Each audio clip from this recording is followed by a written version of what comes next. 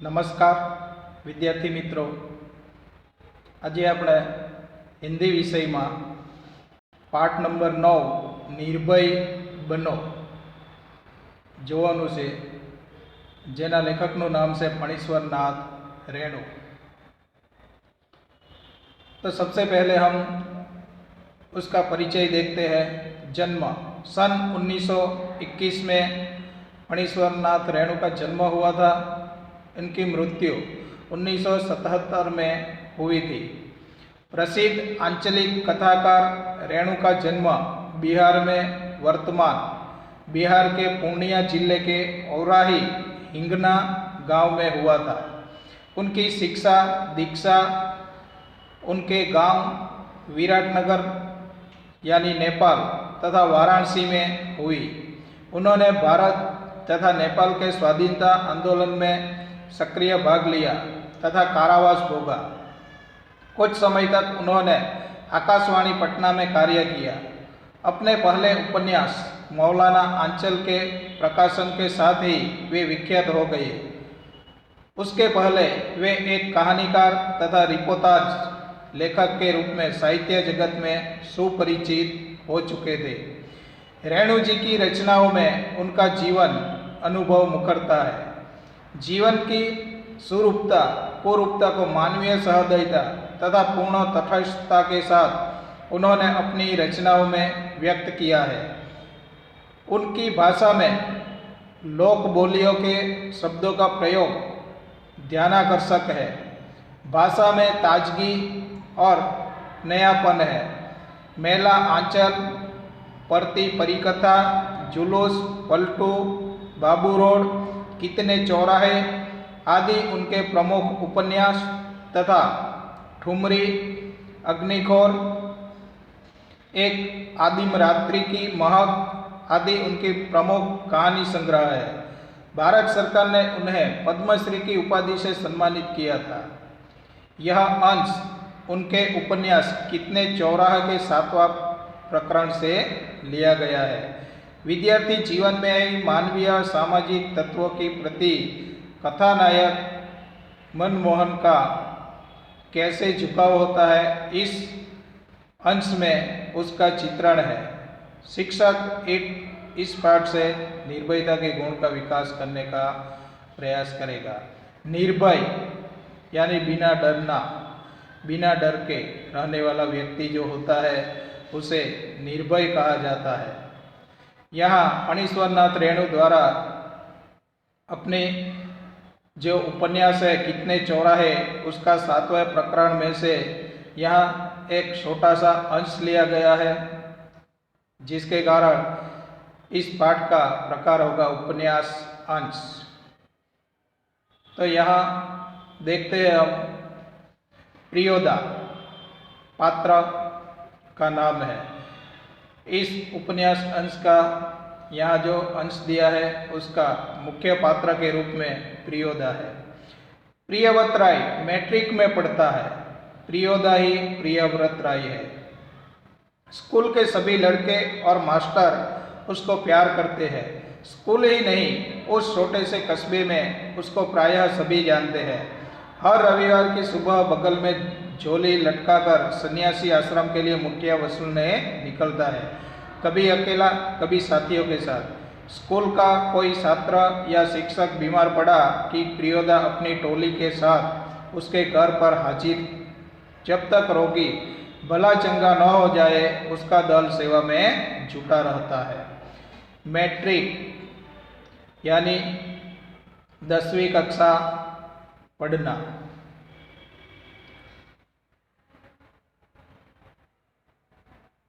सन्यासी आश्रम के लिए मुठिया वसूलने के लिए जाता है।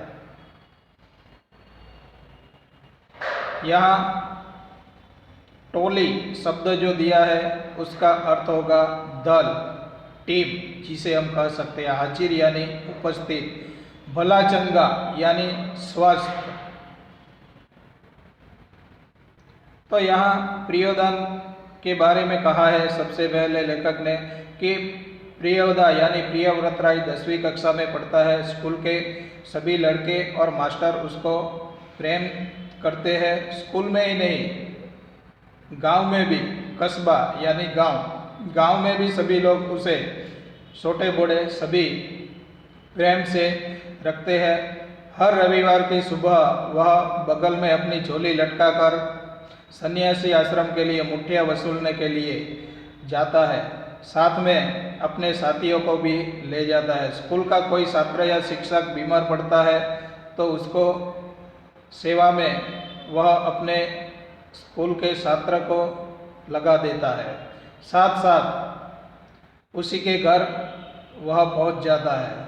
जब तक वह आदमी पूरा स्वस्थ न हो जाता तब तक उसकी सेवा में उसकी टीम का कोई न कोई सदस्य जुड़े रहते हैं। रोबी और कालू प्रियोदा के दल में है। उन लोगों ने मनमोहन को भी अपने साथ प्रियोदा के दल में शामिल कर लिया है। रोबी और कालू प्रियोदा के टीम के ही सभ्य है। उन लोगों ने मनमोहन को भी अपने टीम में शामिल कर लिया है। हर शनिवार को परमान के उस पार बालूचर पर प्रियोदा के दल के सदस्य स्कूल की छुट्टी के बाद जमा होते हैं। खेल कूद गाने बजाने के अलावा प्रियोदा दुनिया भर की खबर सुनाते हैं। रविवार का प्रोग्राम तय करते हैं। किस मोहल्ले में कौन जाएगा मुठ्ठियाँ वसूलने, किस बीमार की सेवा करने कौन जाएंगे। हर शनिवार यानी हफ्ते का पूरा दिन खत्म होने के बाद जब संडे के पहले शनिवार आता है तो शनिवार के दिन परमान यानी परमान एक नदी का नाम है। परमान नदी के उस पार यानी सामने वाले किनारे पर बालूचर यानी रेतीला पट, जिसे हम किनारा कहते हैं, बालूचर यानी रेतीला पट। तो परमान नदी के सामने वाले किनारे पर प्रियोदा और प्रियोदा के दल के सभी सदस्य जो है स्कूल की छुट्टी के बाद इकट्ठे होते हैं, खेल कूद करते हैं, गाने बजाने करते हैं। इसके अलावा भी प्रियोदा देश विदेश के समाचार सभी को सुनाता है और साथ में रविवार के दिन कौन किस मोहल्ले में मुठ्ठियाँ वसूलने जाएगा, कौन किस रोगी की सेवा करने जाएगा, ये सब तय होता है। उस दिन मनमोहन का परिचय देते हुए कालू ने कहा था, प्रियोदा यह मोना यानी मनमोहन खूब तेज लड़का है, क्लब का सदस्य होना चाहता है। उस दिन मनमोहन का परिचय देते हुए कालू ने प्रियोदा से कहा था कि प्रियोदा यह मोना ही मनमोहन है। तो मनमोहन बहुत होशियार लड़का है, अपने टीम का सदस्य होने के लिए मांगता है। प्रियोदा ने मनमोहन को सिर से पैर तक देखकर पूछा, भारतवर्ष के एक ऐसे आदमी का नाम लो जिसे लोग भगवान का अवतार समझते हैं। अवतार यानी रूप। प्रियोदा कालू के कहने पर मनमोहन को सिर से पैर तक देखना, ऊपर से नीचे तक अच्छी तरह देख लेता है और देखते ही उसने मनमोहन को एक प्रश्न किया कि भारत के एक ऐसे आदमी का नाम लो जिसे लोग भगवान का रूप समझते हो। उत्तर में मनमोहन ने कहा, महात्मा गांधी। ठीक है, तुम पढ़ लिखकर क्या बनना चाहते हो? प्रियोदा का दूसरा सवाल। मनमोहन ने पहले प्रश्न का उत्तर में महात्मा गांधी के रूप में दिया। अब प्रियोदा मनमोहन को दूसरा सवाल करता है, पढ़ लिखकर आप क्या बनना चाहते हैं?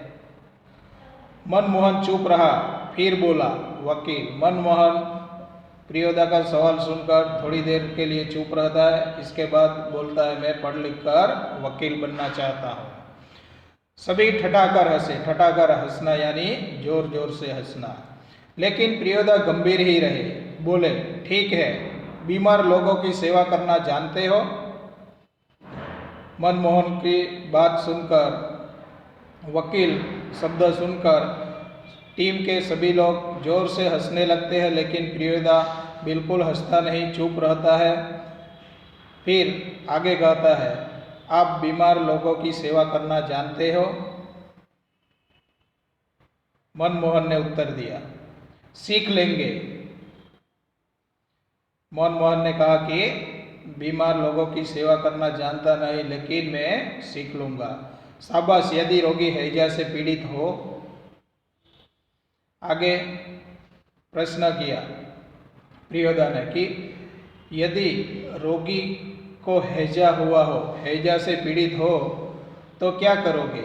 हैजा यानी गुजराती में हम कहते हैं कोलेरा।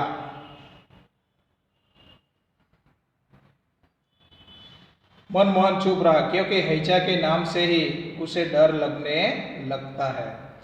मोहन हैजा नाम सुनते ही बिल्कुल चुप रहता है क्योंकि हैजा की बीमारी से उसे बहुत डर लगता है। गाना जानते हो? जी।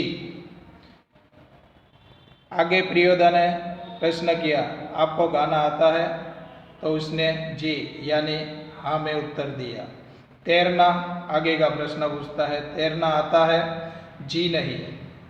मनमोहन ने कहा कि नहीं आता।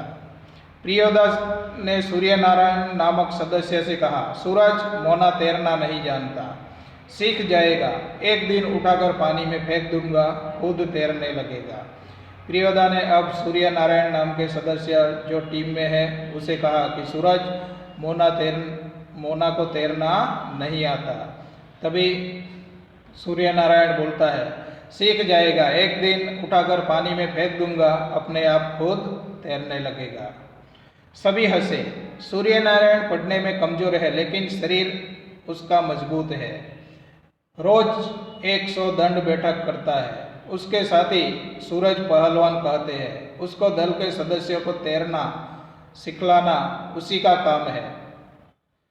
सभी सूर्य नारायण की बात सुनकर हंसने लगते हैं। सूर्य नारायण पढ़ने में कमजोर है यानी कि ठीक से पढ़ नहीं पाता, लेकिन शरीर उसका बहुत मजबूत है।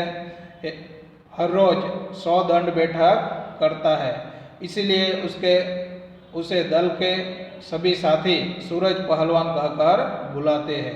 दल के सभी सदस्यों को तैरना सिखाने की जिम्मेदारी भी वही लेता है। उस दिन सभी ने एक सदस्य मोना यानी मनमोहन से गीत सुनने की इच्छा प्रकट की। मनमोहन पहले लजाया, किंतु जब प्रियोदा ने आग्रह किया तो उसने खखार कर गला साफ किया। कौन गीत गाए वह उसने शुरू किया। उस दिन सभी सदस्यों ने मोना से यानी मनमोहन से एक गीत सुनने के लिए इच्छा व्यक्त की। मनमोहन पहले तो शर्माता है, लजाना यानी शर्माता है, फिर बोलता है। प्रियोदा ने आग्रह किया कि आपको सुनाना ही पड़ेगा। तभी वह सबसे पहले गला खखार कर साफ करता है, फिर गाना शुरू करता है। राम रहीम न जुदा करो भाई, दिल को सच्चा रखना जी। मनमोहन जो गीत गाता है वो वही गाता है। राम और रहीम दोनों एक ही है, उसे कभी जुदा न करना भाई। सिर्फ आदमी को अपना दिल सच्चा रखना है, ऐसा गीत गाता है। गीत समाप्त होने के बाद प्रियोदा बोले, वाह, बहुत मीठा गला है तुम्हारा कालू, तुम प्रभात फेरी वाले दोनों गीत मोना को सिखा देना। मनमोहन का गीत समाप्त होता है। उसके बाद प्रियोदा उसे कहते हैं, बहुत अच्छा यानी मीठा गाते हो, तुम्हारा गला बहुत अच्छा है कालू, इसे प्रभात फेरी वाले दोनों गीत सिखा देना। प्रभात यानी सुबह में जो शेरी या मोहल्ले में भजन कीर्तन करते हुए लोग जो निकलते हैं उसे प्रभात फेरी कहा जाता है। सूरज पश्चिम की ओर झुक गया। बालूचर पर लाली उतर आई। परमान की धारा पर डूबते हुए सूरज की अंतिम किरण झिलमिलाई। पखेरु दल बांधकर बास वन की ओर लौटने लगे। प्रियोदा के दल के सभी सदस्य पंक्ति बांधकर लौटे। पुल के पास एक गाड़ीवान तन्मय होकर गीत गा रहा था।